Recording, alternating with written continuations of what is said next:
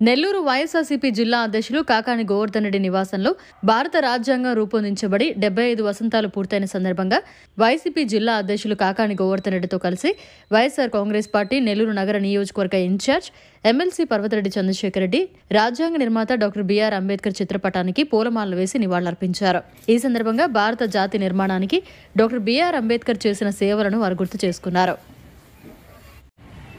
భారత రాజ్యాంగ నిర్మాత మహనీయుడు బిఆర్ అంబేద్కర్ గారు రాజ్యాంగాన్ని మనకు అందించి దానిని ఆమోదించినటువంటి దినం నవంబర్ 26వ తేదీ. దాదాపుగా 75 సంవత్సరాలు పూర్తి చేసుకుంటున్నటువంటి ఈ సందర్భంలో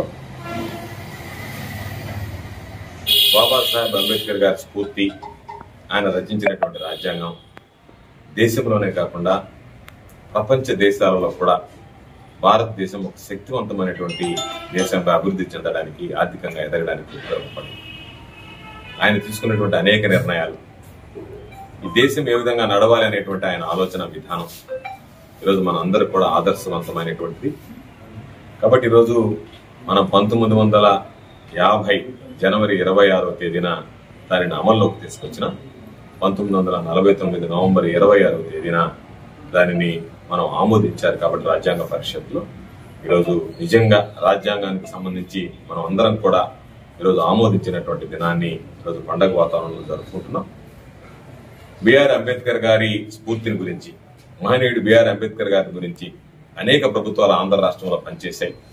అనేక సందర్భాలు అనేక రకాలైనటువంటి మాటలు మాట్లాడాయి.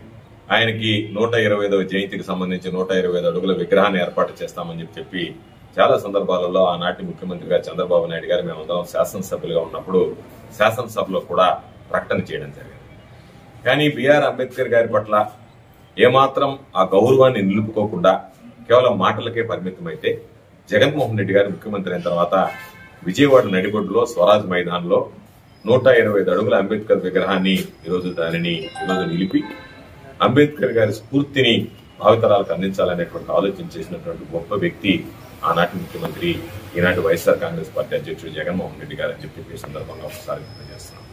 సమసమాజం నిర్మించాలని, ఆర్థికంగా కానీ సామాజిక పరమైనటువంటి అసమానతలు ఉండకూడదనేటువంటి ఆలోచన చేసి రిజర్వేషన్లు కల్పించి అంబేద్కర్ గారు ఒక ఆలోచన చేస్తే రాజకీయంగా కూడా రాజ్యాధికారం వైపు అన్ని వర్గాలను అడుగులు వేయించాలనేటువంటి ఆలోచనతో సోషల్ ఇంజనీరింగ్ అనేటువంటి దాన్ని తీసుకొచ్చి ముఖ్యమంత్రులు, ఉప ముఖ్యమంత్రులు అయితే అనేక రకాలైనటువంటి ఎస్సీ, ఎస్టీ, బీసీ మైనారిటీలకు సంబంధించి కూడా ఎవరైతే ఆర్థికంగా వెనకబడినటువంటి ఎకనామికల్లీ బ్యాక్వర్డ్ క్లాసెస్ గురించి ఆలోచన చేసి వాళ్ళందరినీ ఆదుకోవాలి, వాళ్ళందరూ కూడా సమాజంలో ఒక గౌరవప్రదమైనటువంటి స్థానాన్ని ఇవ్వాలనేటువంటి ఆలోచనతో జగన్మోహన్ రెడ్డి గారు సామాజిక న్యాయానికి ఈరోజు నిలువెత్తి నిదర్శనంగా పెద్ద పీట వేసినటువంటి వ్యక్తిగా ఈరోజు ఆంధ్ర రాష్ట్ర చరిత్రలో మిగిలిపోతాడు.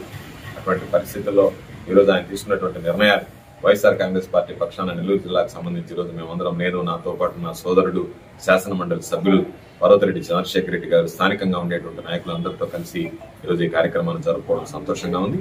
తప్పనిసరిగా రాబోయేటువంటి రోజుల్లో ముఖ్యమంత్రి జగన్మోహన్ రెడ్డి గారి ఆధ్వర్యంలో అంబేద్కర్ గారి ఆశయ సాధన కోసం మేమందరం కలిసికట్టుగా కృషి చేస్తాము అని చెప్పి ఈ సందర్భంగా తెలియజేస్తూ మహనీయుడు బిఆర్ అంబేద్కర్ గారికి మరొకసారి ఈ సందర్భంగా ఘనమైనటువంటి నివాళులు అర్పిస్తున్నాం. మరిన్ని అప్డేట్స్ కోసం మన HN9 టీవీ ఛానల్ ని సబ్స్క్రైబ్ చేసుకోండి.